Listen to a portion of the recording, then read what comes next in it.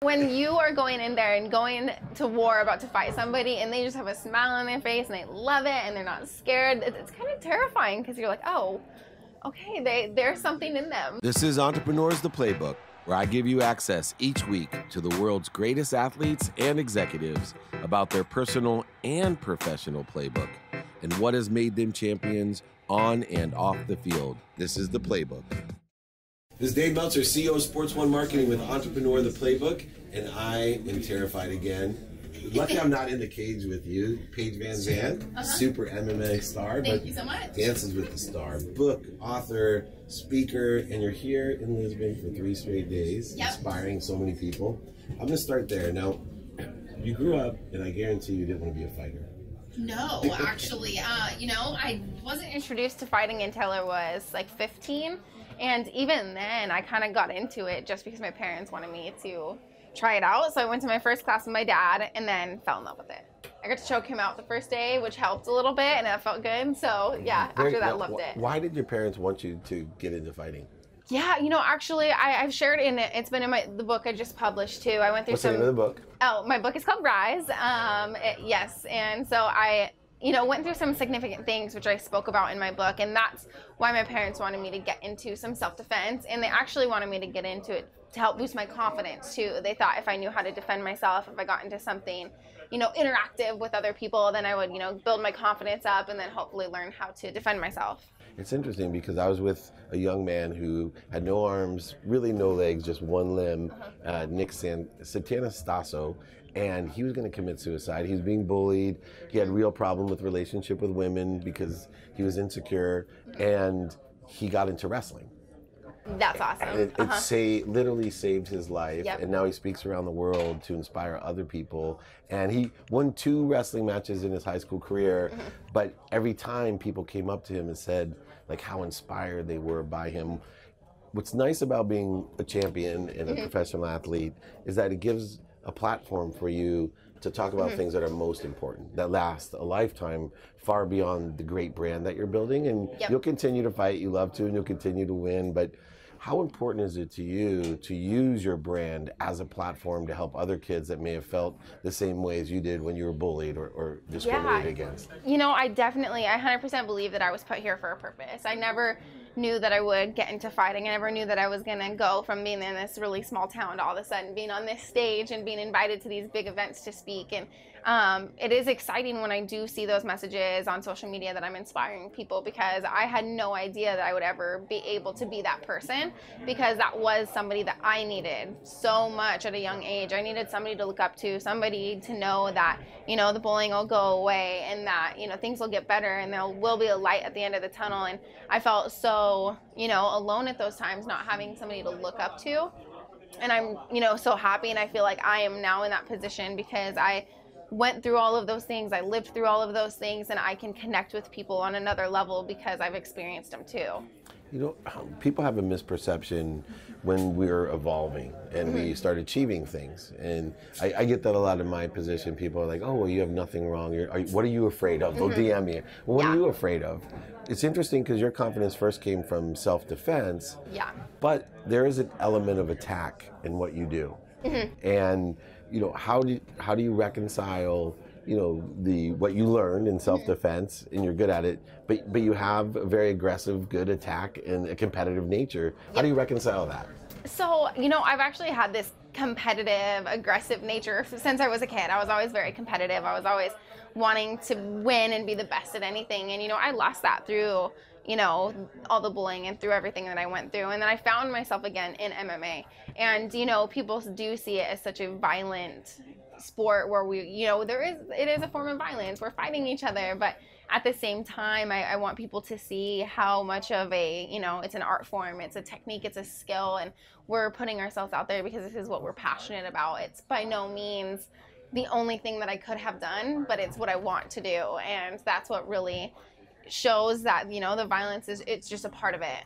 And fear, I say fear to me, I study fear, I purposely meditate, so if I have a fear of loss is my main thing that I believe the ego directs me to. A fear of loss is a terrible thing.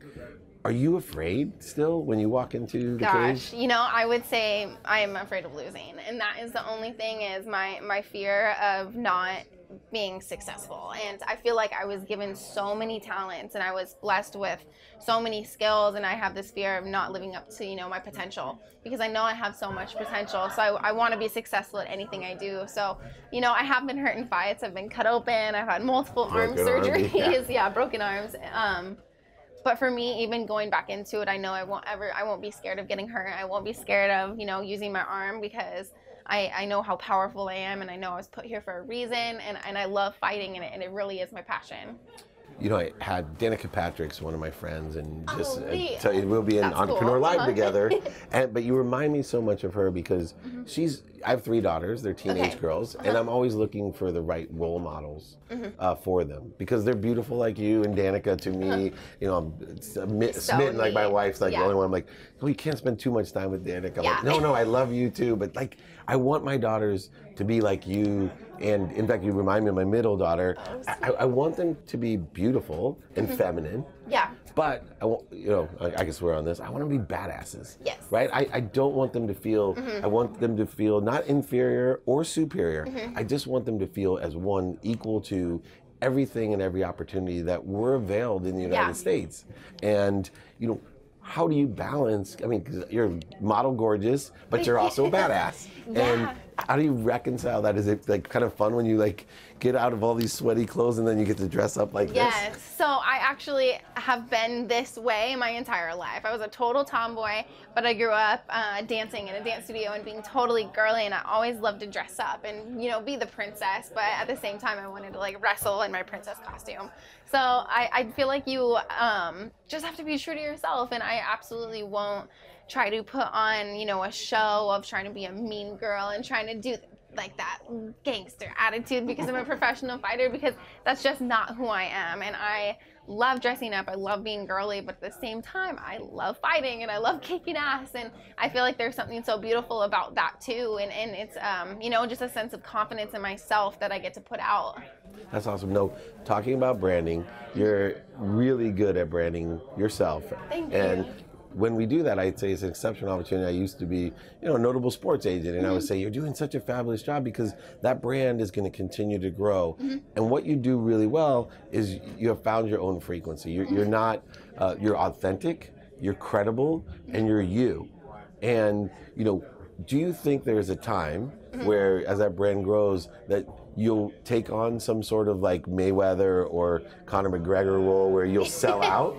Do you think there's an amount of money that you can say, you know what, I got 20 million followers, and you know, these guys are willing to pay me $100 million, which is, it's like, I reconcile this as an agent, like, hey, you know what, you have a family and grandchildren, and one fight for selling out, settle it, right? Or throwing a chair through a window when that's not you, just to promote. Are you, do you think someday you'd be willing to do that? Oh my gosh, or no, I could never do that. And I have the truth. So I could never do that. So, and this is like so funny. I have like even my photo shoots, I'll have them with different, when I was on different TV shows or photo shoots within the UFC, they're always like, all right, put your fighter face on and like mean mug, like try to look tough, and all I can do is smile and like stand tall, and they're like, okay, you're a fighter, you're supposed to look a little bit more scary, where's the drama? And I'm like, you know, this is who I am, and this is why people love me, and I'm not gonna change. I'm not gonna try to fit into the stereotype, and you know, it frustrates some people because they want to see that like mean side, but it comes out in the cage, and that's when it needs to. I was a Daniel Reuter who used to be a fighter, and he has a podcast, but he looks like a happy Wreck-It Ralph.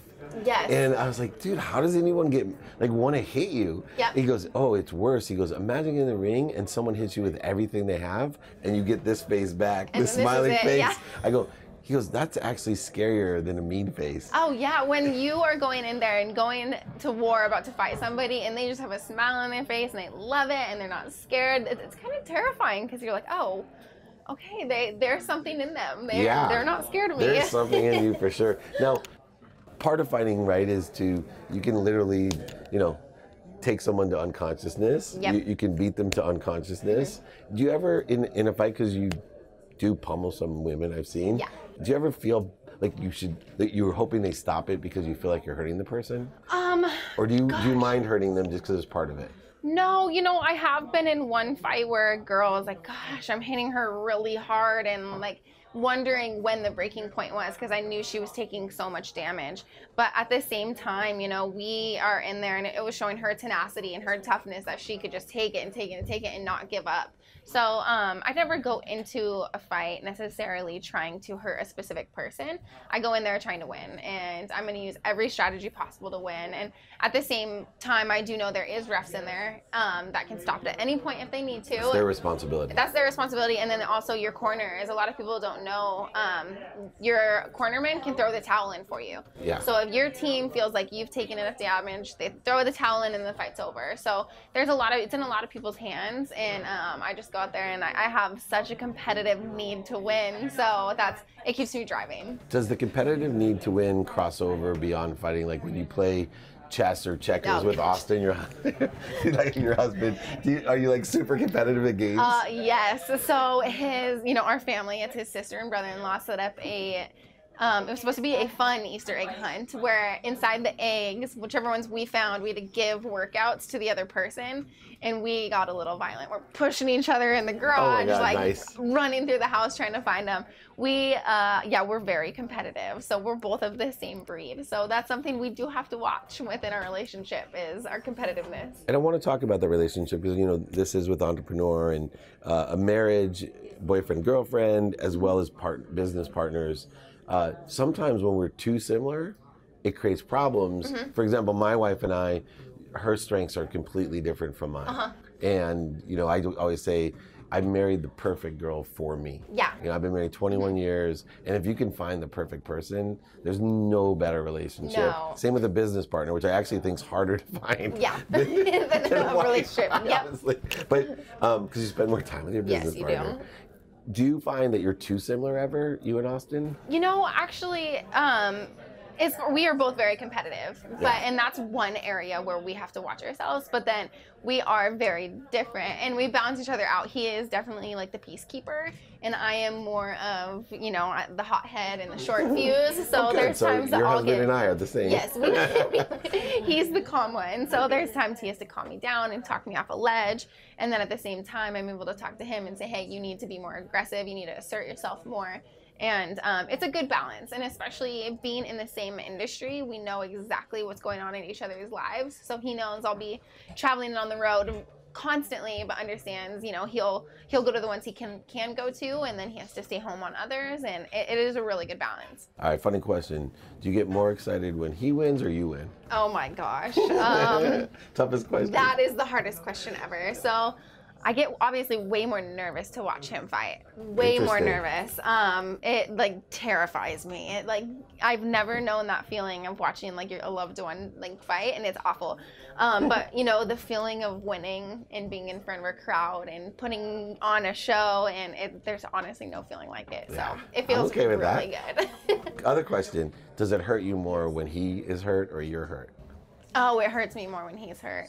I'm pretty tough, and but he's very tough too. But he always in training will get cut open, and then I want to baby him and take care of it, and then he's like, yeah, it's all good. And so I found a soft spot when he's hurt. Now, both of us had experiences with abuse. What advice? Because there's so many young men and women that suffer from abuse, all types of different abuses, especially when they're young, and our suicide rate is up because of it. Yeah. And we have, the social media that amplifies all the good that we can do, but makes it worse for the young people and the bad stuff. They feel very victimized. Yeah. What advice would you give them? Gosh, and it's such a hard question because I feel like each person needs a different advice. They need a different words said to them. For me, I wish I would have spoke up. And that's the one thing I didn't do as a kid. Who should they speak up to? And that's, you have to find somebody. And for me, it took until I found my best friend. And she was somebody I met years later. And for whatever reason, I felt comfortable to open up to her. And that's when the healing process started. And I don't know if it's being able to talk to a counselor or a parent, or I felt so scared and ashamed. Yeah. But people need to understand you have nothing to be ashamed of, and it's not you. It's nothing about you that could make the situation different or change it. It's absolutely outside factors, and gosh, it's so freeing though when you do. I was totally ashamed. I was a young boy, so years and years until my 20s. Yeah. When I finally, number one, admitted it to my mom, and then later admitted it to my wife. Yep. And then, you know, even came public because of Sugar Ray Leonard and just being abused. But it was, I was always so afraid because I felt ashamed of it.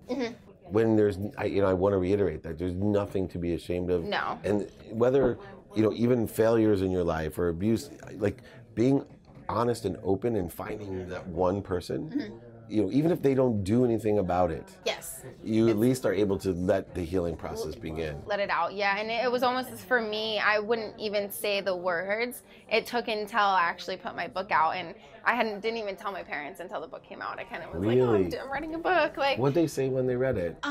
You know, it wasn't easy. It was definitely something we had to work through as a family. So I put the book out, I went on my book tour, and then I kind of shut down for a while because a healing process needed to happen within my family. Yeah. And it was definitely wasn't easy, but it was a healing process, and it finally began. My mom felt so guilty and responsible. She was broke down and cried, and like I still get choked up thinking about her hugging me, going, I'm a grown man. It's okay. Yeah. Right? But it wasn't okay. And you know, I think it's really important. The last issue here I want to get to is I believe in a consistent, everyday, persistent, without quit, enjoyment of the pursuit of our potential. And when I studied about you and I shared a stage with you and I get to meet you, I love to meet people that I know are in an enjoyment of the pursuit of their potential. And that consistent, persistent part is usually the nugget I want people to learn. What do you do every day that you just have this no quit? It's more than just being competitive. Yeah. Right? What do you do every day that keeps you inspired? Gosh, and that is something that I do struggle with, and especially I had, you know, my injury for, you know, being off for 10 months, and that was almost where I found my fire again, like how much I'm obsessed with this sport and how much I need it in my life. It's something, you know, it's not even something I have to tell myself, I don't know anything else, and I'm a fighter, I'm meant to do this, and it's waking up and going through those hard days, but then you love the end of it. So even though you struggle through every single practice, it's that you go to bed knowing you accomplished something. And it's that constant reminder in my head that I deserve the best for me. And I deserve to treat myself the best that I can and to work as hard as I can because I have so much potential and I just need to give myself the opportunity to reach it. That's awesome. When I think of you, I think of, if I can look up, I can rise up. And your book is Rise. Yes, Rise. Last question. What legacy, I know you've written this book and you'll probably write many more and speak thousands of speeches and millions of people will hear you. What legacy do you want to leave when it's all said and done? Gosh, I mean, there are certain things that I definitely want to make an impact in, and that's anti-bullying, and then, you know, the movement of the sexual assault. Things need to change, and you know, my legacy, I want to be somebody who created a positive impact on the world and left it a better place. Well, it's been an honor, and I'm looking forward to a long relationship with you to help however I can, because you're an extraordinary woman. Thank you and so you much. have another huge fan. Yay! So no more haters for Paige VanZant. Yeah. This is only love, all the love for victory and for success, and I wish you both.